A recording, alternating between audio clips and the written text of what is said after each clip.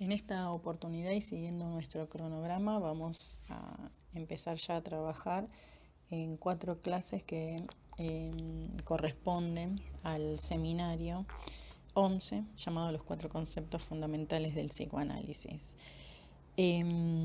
Este seminario es del año 64 y lo que vamos a poner en contexto es que es un seminario que se lo considera bisagra en la enseñanza de Lacan. Nosotros ya leímos algunos textos previos, es más, vamos a ir hacia atrás porque el Estadio del Espejo es anterior a estos escritos, pero este escrito nos permite ya, con todo lo que hemos leído, llegar con algunas nociones. Estos 4 conceptos fundamentales del psicoanálisis serán inconsciente, repetición, pulsión y transferencia. Él va a poner como ejes, ¿no?, de encuentro, inconsciente y repetición, y del otro lado transferencia y pulsión, que las vamos a trabajar posteriormente. Inconsciente ya lo vimos trabajando. Antes que nada, si ustedes quieren situar históricamente este seminario, yo puse como bibliografía optativa de consulta 2 libros que son de Mustafa Safwan, que es un psicoanalista africano, que lo que hizo fue hacer como un pequeño resumen de cada uno. Son 2 volúmenes, es Lacaniana 1 y 2, este lo van a encontrar en Lacaniana 2, y ubica ahí este momento que Lacan igualmente lo explica bien en su primer encuentro, porque estos seminarios están divididos por día.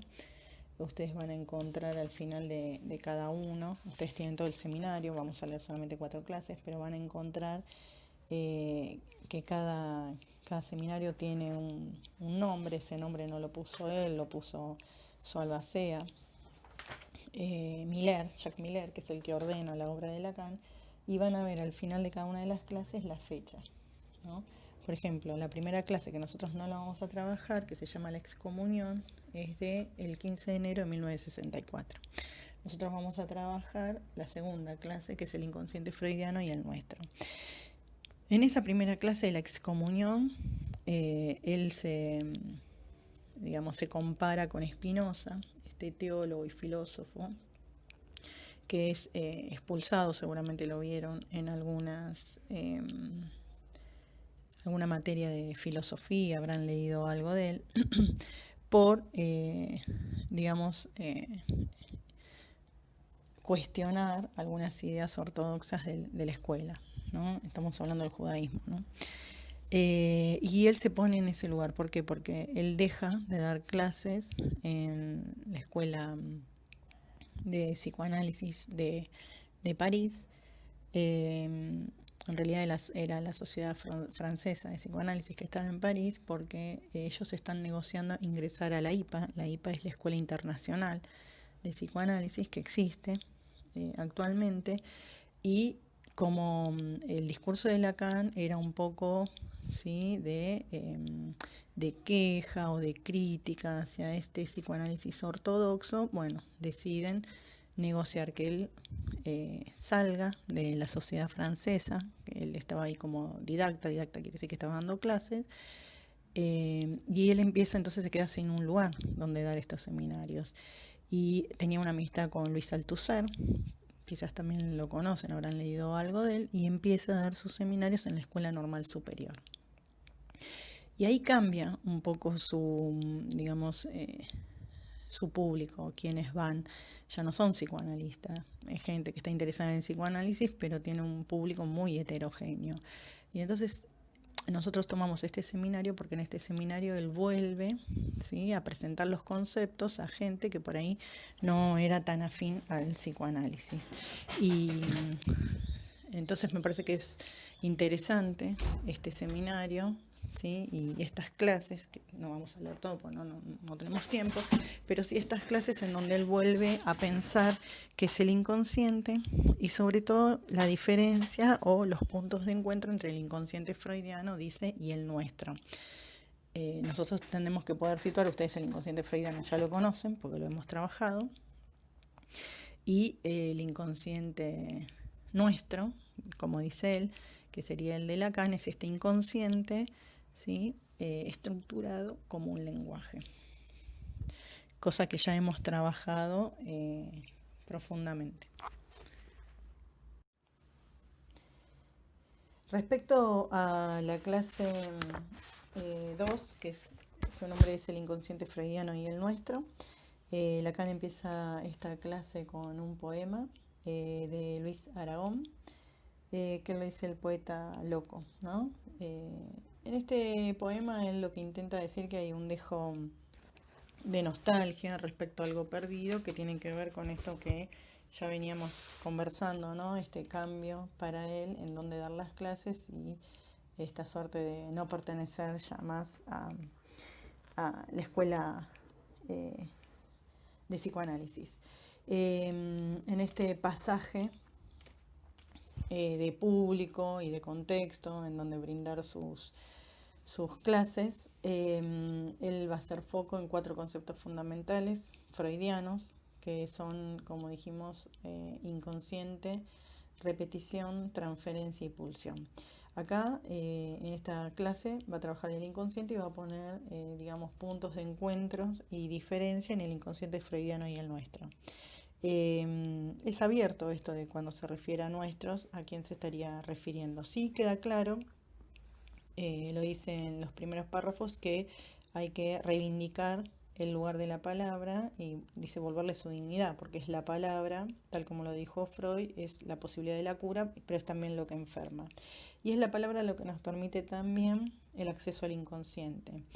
Él cita este texto que seguramente todos han recorrido, que es la interpretación de los sueños, pensando el sueño, ¿sí?, como ese lugar más preciado o de mayor claridad para el acceso al inconsciente. Freud nunca dice que el sueño sea el inconsciente, sino que es la vía regia de. Y es una de las formas más genuinas en donde el inconsciente se expresa, o cómo el inconsciente se expresa, que es a través de un sueño. Para eso tenemos que conocer sus leyes, que son las leyes del proceso primario, condensación y desplazamiento, que ahora en terminología susuriana ya es metáfora y metonimia. Tenemos entonces este axioma fundamental y fundante, que es el inconsciente estructurado como un lenguaje. Ya sabiendo, ¿sí?, de qué lenguaje o qué definición de lenguaje estamos hablando. En este primer encuentro, en esta primera clase, lo cita también a Lévi-Strauss, ¿no? Otro texto de Lévi-Strauss que nosotros no hemos trabajado, que es El pensamiento salvaje, pero que sí va a situar este paso de la naturaleza a la cultura del hombre y poniendo el acento también en la función simbólica primaria, ¿sí?, que permite al hombre expresarse, tener su estructura de ordenamiento y el paso a la civilización. Otra cuestión a destacar acá es, siempre recuerden que cuando lo vamos leyendo a Lacan, en este momento por lo menos, está haciendo un contrapunto respecto a la lectura freudiana de los post-freudianos ortodoxos, que según él dejaron algunos conceptos de lado y que son importantes también para entender la complejidad del inconsciente y de la neurosis. Uno de esos es no pensar al inconsciente como la causa de la neurosis, porque Freud nunca lo pensó de esa manera, sino como una alianza. ¿Qué es una alianza? Es una abertura, una grieta, ¿sí?, un lugar así de porosidad que permite, digamos, encontrar estos 2 puntos, la neurosis, el inconsciente y el trauma, pero no necesariamente uno es causa del otro. Justamente lo que va a decir es que a medida que nos encontramos al inconsciente, si hay una causa, esa causa que sería la verdad, es justamente de aquello de lo que cojea. ¿Esto qué quiere decir? Que siempre hay una castración primordial y que nunca se va a saber toda la verdad y que el inconsciente nunca lo vamos a llegar a conocer en toda su esplendor. El inconsciente vuelve, ¿sí? Una vez que se manifiesta con el sueño, con el lapso, con el fallido, con el olvido, de la forma que sea, se vuelve, ¿sí?, a armar y vuelve a tener otras producciones. Eso es, digamos, para situar ahí. Bueno, creo que nada más. Otra forma en que lo dice es aquello de lo, digamos, si hay una verdad es la verdad, digamos, de lo que cojea, pero también otra forma de decirlo es que vacila. ¿Esto qué quiere decir, no? Como que temblequea. Es un hallazgo, pero es un hallazgo que lo volvemos a encontrar otra vez, ¿no? Como un rehallazgo, como algo que se vuelve a lanzar. Y vuelve a poner entonces el acento en que hay siempre una dimensión que es una dimensión perdida y una dimensión de la pérdida, aquello que fue perdido originalmente y necesariamente. Otra clase a trabajar es la clase 4, llamada la red de significantes. De esta clase lo que nosotros vamos a poner el acento, a recortar dentro de la línea de lo que venimos trabajando, es esta definición de inconsciente como su modo de funcionamiento, que dice que es pulsativa.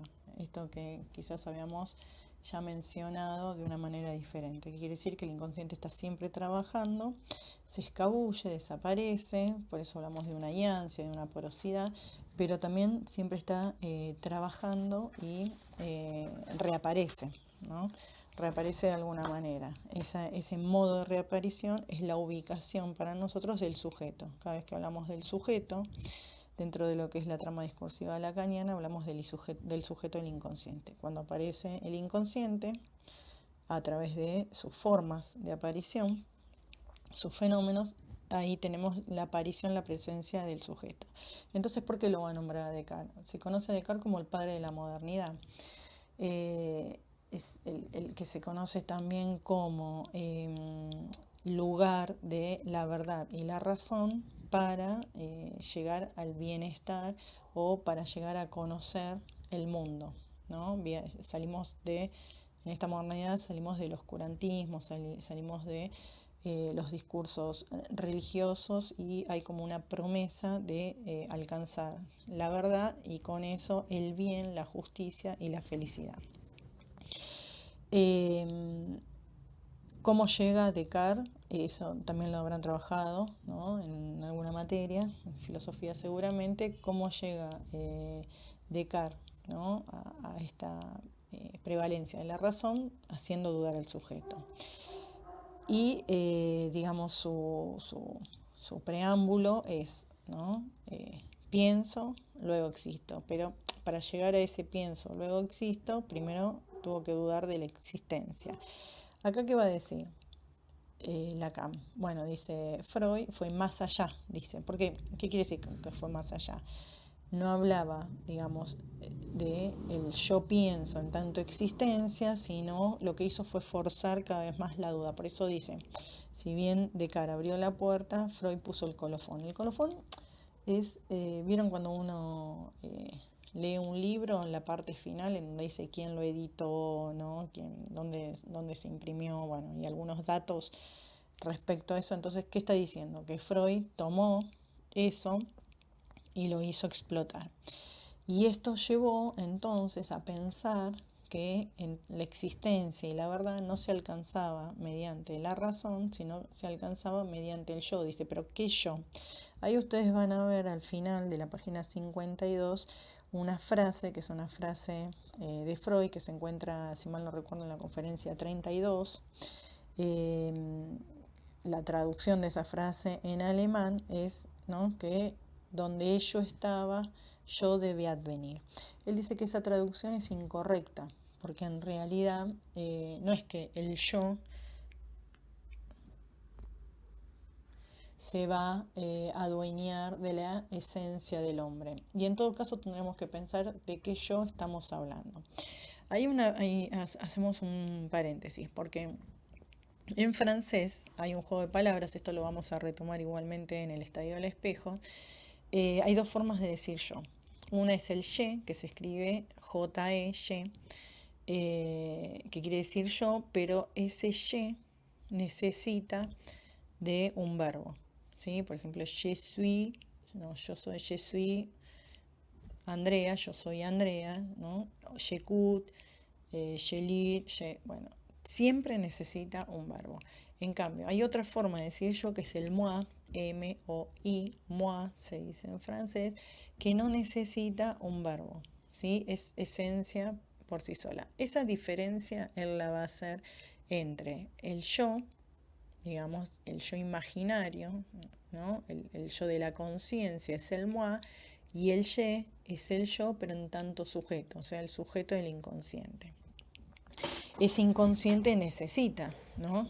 Verbalizarse, porque no está hecho, no tiene consistencia. Consiste en sus palabras, insiste en cada uno de los significantes, que es un poco lo que él va a trazar ahí. Entonces, dice que esa frase de Freud fue mal traducida y es donde eso era, je ha de advenir. ¿Qué quiere decir eso? El sujeto tiene que aparecer. Y esa es para él, ¿no?, la posibilidad de el hombre conocerse. Esto va de la mano con la repetición. ¿Por qué? Porque si estamos hablando que el inconsciente todo el tiempo, ¿no?, está trabajando casi como si fuese una maquinaria y produciendo significantes, dices, porque ese ye necesita repetir algo. ¿Qué es lo que necesita repetir? Como habíamos dicho antes, ¿no? Un hallazgo, un rehallazgo. Es un trabajo, dice, de memoria o de rememoración, pero no de memoria de lo mismo, algo que aparece en bloque. De hecho, él ahí nombra que ya en la fisiología y, ¿no?, en algunos estudios psicológicos, más del lado de lo biológico, se estaba trabajando cómo funciona la memoria. Y hoy sabemos, bueno, de un tiempo a esta parte, sabemos que la memoria nunca viene tal cual, sino que siempre viene resignificada, reeditada, con algunas modificaciones respecto a lo que fue la percepción primaria que dio origen a ese momento de memoria, ¿no?, a ese almacenamiento de ese dato en particular.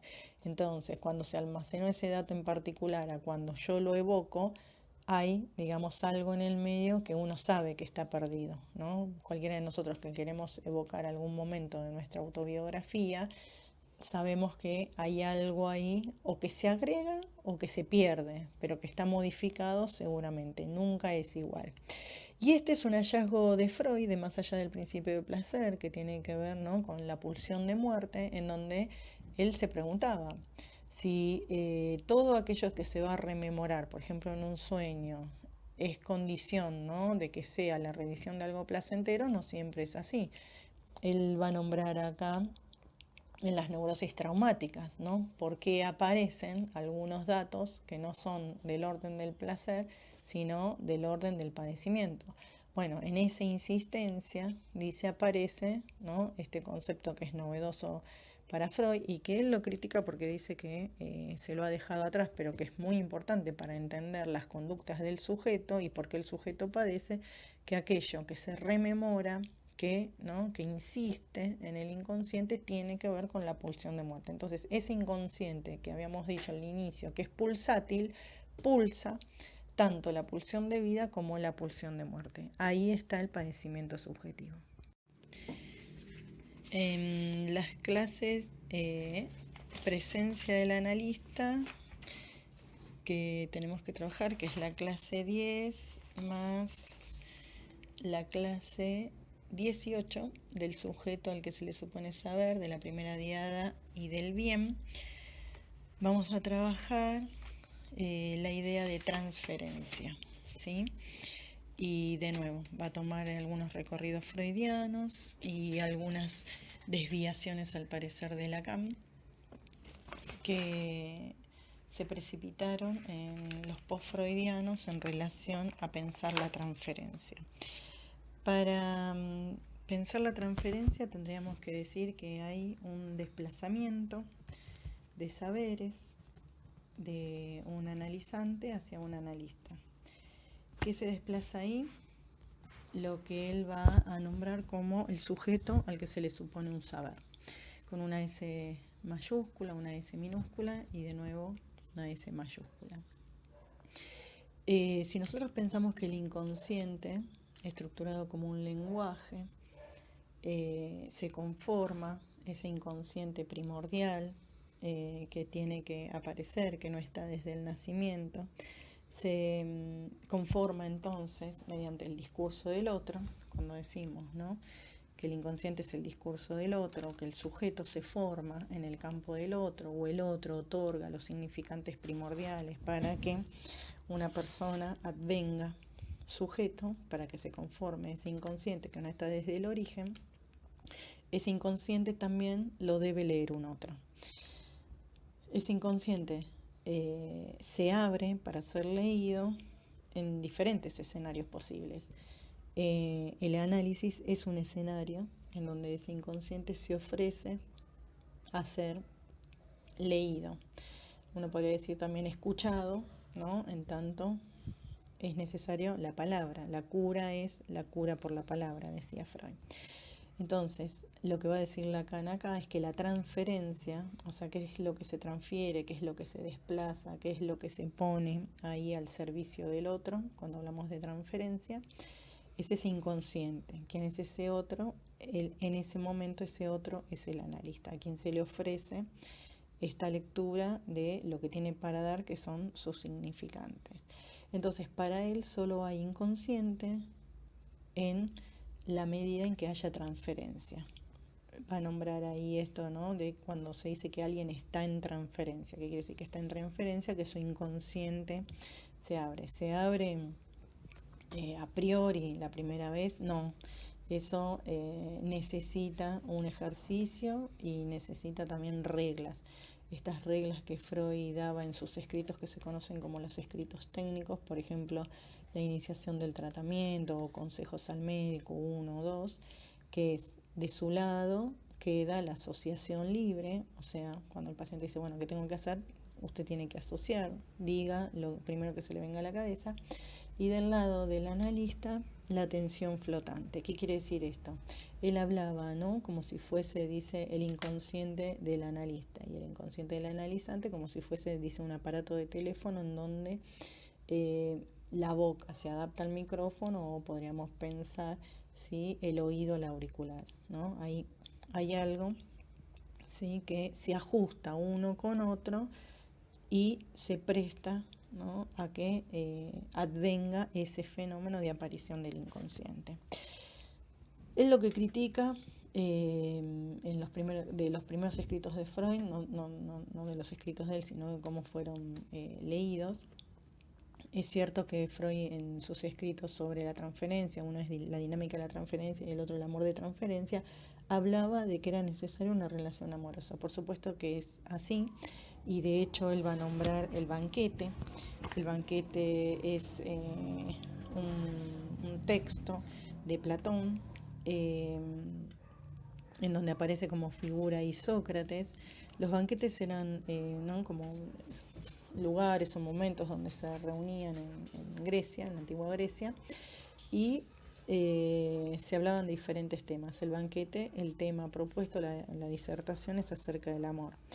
¿Y por qué nombra ese texto? Porque hay una interrupción en el momento en donde están los diferentes comensales hablando sobre este tema, y esta irrupción es de Alcibíades. Alcibíades es, ¿no?, una persona joven que lo increpa a Sócrates y dice que Sócrates es, ¿no?, que todo el tiempo se muestra como no conociendo, pero que él conoce acerca del amor y que genera, ¿no?, una suerte de seducción sobre los otros. Esto dicho así groseramente, ¿no? Hay diferentes lecturas del banquete. Pero Lacan lo que va a tomar acá, en realidad lo trabaja en mayor profundidad en otro seminario, ya lo trabajó anteriormente, que es el seminario de la transferencia, que habla de la figura del amado y el amante, el erastesia y eromenos. Acá lo que va a decir, digamos, lo que recoge, es que esa figura del amor es un amor en tanto señuelo, ¿sí? El analizante se muestra como alguien que pretende ser amado por el otro, y dice, el analista ahí dice como que muerde eso, dice, no es... es premeditado, no es un amor ingenuo, pero dice que es necesario para que se genere ahí esta repetición que nosotros estamos buscando y sobre todo para que aparezca el inconsciente. Ahora bien, en algún momento se pensó que era mejor la transferencia, ¿no?, de emociones pulsionales del orden de la amistad, que si aparecía el amor esto generaba resistencia, lo cual, digamos, aparece, esto es así, digamos, es un fenómeno que aparece en la clínica, y si aparece también algo del orden de la violencia o del enojo, también hace, digamos, como una suerte de interrupción del proceso del análisis. Pero no es sin esto también, ¿no? Una intervención puede generar un enojo y eso es parte necesaria. Con respecto a eso, él dice, esto es una descripción más didáctica. Realmente dice a los fines de lo que es el análisis, que es la interpretación del inconsciente, no importa demasiado, ¿no? Acomodar ese amor o que los analistas hagan ciertas concesiones para, por ejemplo, que el paciente o el analizante no se enoje. Dice, esto no es así. Y por eso, ahí a lo que va a aludir es a la leyenda de Gorgia, que se lo conoce como el nudo gorgiano. ¿Qué dice la leyenda? La leyenda habla de Frigia. Frigia era el nombre en ese momento de lo que ahora se conoce como Turquía. Ellos necesitaban elegir un rey y las características que tenía este rey era una persona que tuviese un carro tirado por sus bueyes, ¿sí? Y que pudiese pasar por la puerta de la ciudad. El único que reunía esos requisitos fue Gordias y al haber sido elegido rey, él otorga, digamos, como ofrenda su carro, pero le hace unos nudos a la cuerda y eran unos nudos como muy difíciles de poder desanudar. Cuando llega Alejandro Magno, en camino a la conquista de Oriente, pasa por, bueno, lo que ahora se conoce como Turquía, y entonces le dicen que un presagio de si él podía o no conquistar Oriente iba a ser si podía desanudar. Entonces, bueno, la leyenda dice que Alejandro Magno saca su espada y lo corta. Y dice, bueno, no importa de qué manera, el nudo debe ser cortado. Y él después pasa a Oriente y conquista, ¿no? La conquista de Alejandro Magno.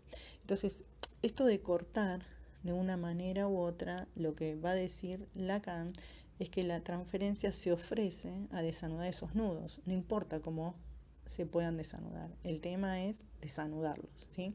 Entonces, quedarse en que si la transferencia es positiva, negativa, si hay amor, si hay enojo, y hacer como cierta condescendencia de uno con el otro, a los fines del trabajo, que es cortar los nudos, habría que ir del lado más, ¿no?, de lo pragmático y de lo fáctico.